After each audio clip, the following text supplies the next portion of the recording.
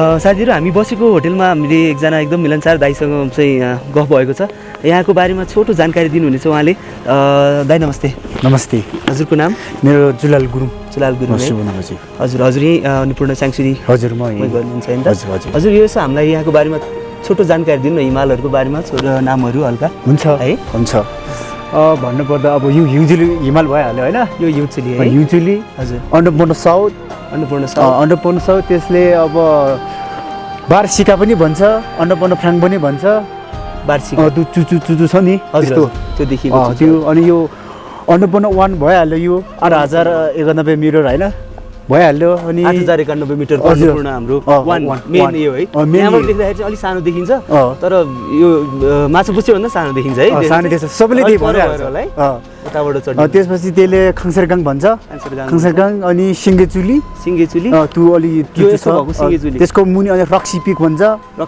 रक्सी पिक अनि यसले 10 पिक भन्छ 10 पिक भन्छ यसलाई त्यसको अलि पछाडि चाहिँ गङ्गापूर्ण उतापट्टि चाहिँ त्यो एमबिसीबाट देख्नुहुन्छ नि माछापुच्छ्रे बेस क्याम्पबाट त्यसले अन्नपूर्ण 3 यो अन्नपूर्ण 3 हजुर अन्नपूर्ण 3 अनि कन्दर्प चुली भन्छ यसलाई यो कन्दर्प चुली हजुर अनि यो माछापुच्छ्रे त्यो माछा फिस्टेल भन्छ हैन त्यति हो हजुर एकदम राम्रो छ है यहाँ तपाईँ बस्नुभएको कति वर्ष भयो त अब म 5 वर्ष जति भइसक्यो हजुर गाह्रो साह्रो छ है गाह्रो छ हैन हिउँ बढेकोले अलि हालको गाह्रो हुन्छ अहिले चाहिँ अलिकति पर्यटकहरूको कम छ है कमी छ अब के गर्ने यो कोरोनाले गर्दा अब त्यस्तै यहाँ यस्तै छ अब धन्यवाद दाइ तपाईलाई है यहाँ चाहिँ अब पर्यटकहरू कम भएको समय छ अहिले कोभिडले गर्दा नेपालीहरूलाई पनि एकदमै हामी रिक्वेस्ट गर्छौँ यदि तपाईँको कुनै ट्रेकिङ प्लान छ भनेदेखि यहाँ आउन सक्नुहुनेछ अन्नपूर्ण बेस क्याम्प एकदमै राइट टाइम हो अहिलेको लागि चाहिँ ट्राभलको लागि।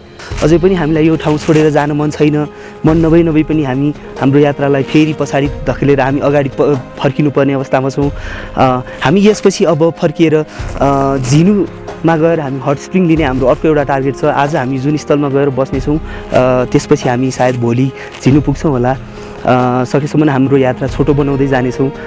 यो ठाउँ एकदमै राम्रो छ, रमणीय छ। After every difficult journey you will see the very beautiful view होइन, यो एउटा भनाइ नै छ। यसै गरी once in a lifetime you must do trekking, you must trek, you must come to ABC.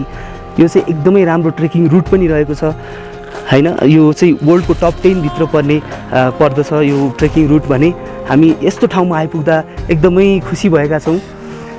तपाईँहरू पनि यसरी नै आउन चाहनुहुन्छ भने हामीलाई कुनै इन्क्वायरी छ भने हामीलाई सम्पर्क गर्नुहोला। हामी लाइफ घुमघाम च्यानल तपाईँहरूलाई अरू पनि धेरै कुराहरू देखाउनेछौँ। हामी यसरी नै तपाईँहरूलाई इन्फर्मेसनहरू दिनेछौँ। हामी दृश्यहरूको कैद गर्दै हामी अब यहाँबाट अगाडि बढ्नेछौँ। अन्नपूर्ण बेस क्याम्पबाट हाम्रो आजको यात्रा यसरी नै समाप्त भएको छ। यसरी नै हामी अब फर्किने क्रममा अरू देखिने दृश्यहरू तपाईँहरूलाई देखाउँदै जानेछौँ। स्टे ट्युन विथ लाइफ घुमघाम।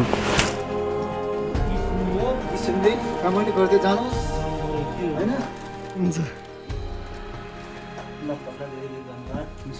ल है त दाइ, बाई बाई। रमाइलो गर्न जाने है, राम्रो जानुहोस्। त्यही त है खुसी लाग्दा एकदम रमाइलो हुँदो रहेछ है। ल दाजु धन्यवाद है। हुन्छ ल, राम्रो जानु है एकदम है। ल हुन्छ, ल ल बिस्तारै जानुहोस्।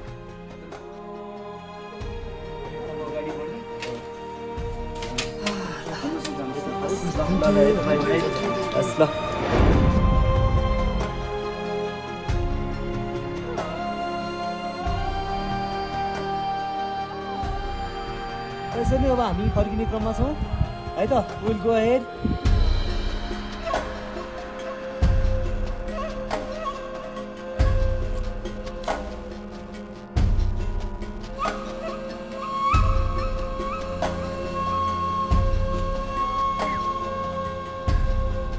Hello bro. हेलो।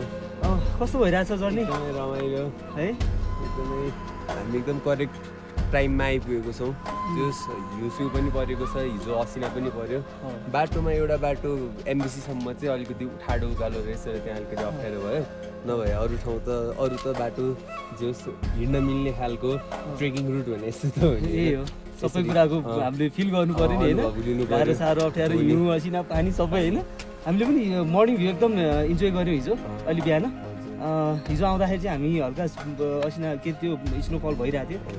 अलि बिहान चाहिँ ठिकै भयो, राम्रो भयो। राति हिजो त्यहाँ स्नोफलले अलि स्नोफल पनि भइरहेको थियो, असिना पनि पऱ्यो, अलिक भिजियो। अनि 4 बजी त हामी आइपुगिसकेको थियौँ एमबिसी। अनि भोलि हिजो एमबिसीमै बसेर आज चाहिँ एमबिसी बस्ने कि होइन विचारले हिँडेको छौँ। अब अलि लुगाहरू पनि चिसो भएर राति अलि चिसो नै फिल भयो।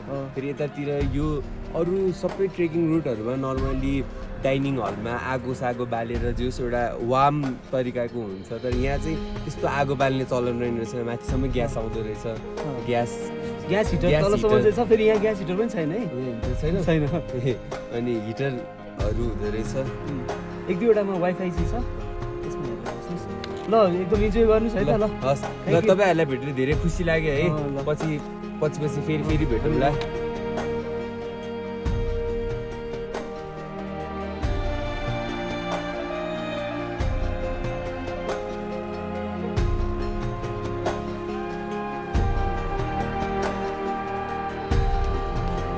सुरुवात हेलो है।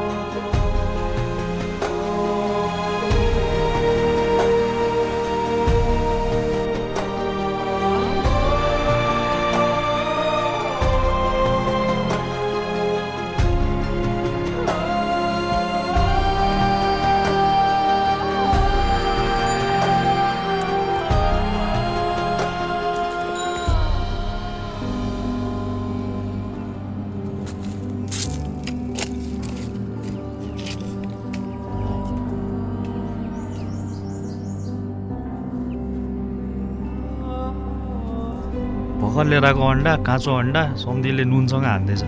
ल ल ल सम्धि भुइँ4 भन्नु त यार, कहाँ फाल्छ भने केटाहरू आउँदैछ ल, टाढा छ। ल सम्धि क्यामेरामा देखाएर खानु पऱ्यो है एक लट कसरी रहेछ। झरे झरे झरे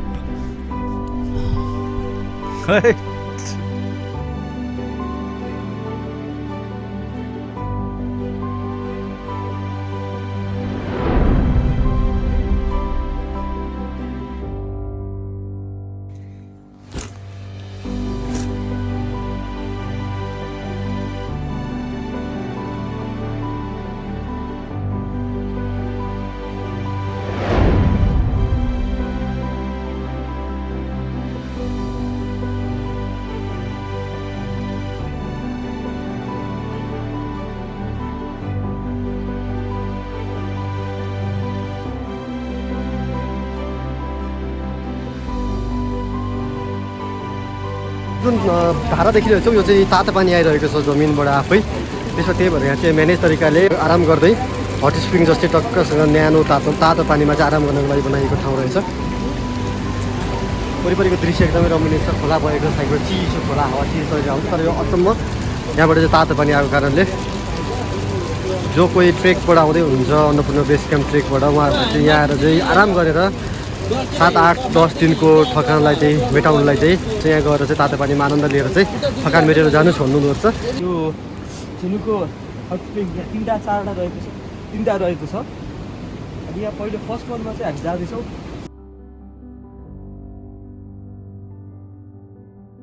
यो प्राकृतिक सौन्दर्यतामा डुबेर यो natural hot spring water therapy पनि भनौँ हामीहरूलाई, किनभने यो भित्र जमिनभित्रबाट आएको तातो पानीको मुहान हो। त्यसमा नुहाउनु एकदम मिनरल्सहरूले एकदमै भरपूर्ण हुन्छ यो, त्यसैले यो एउटा one kind of water therapy पनि भन्न सकिन्छ।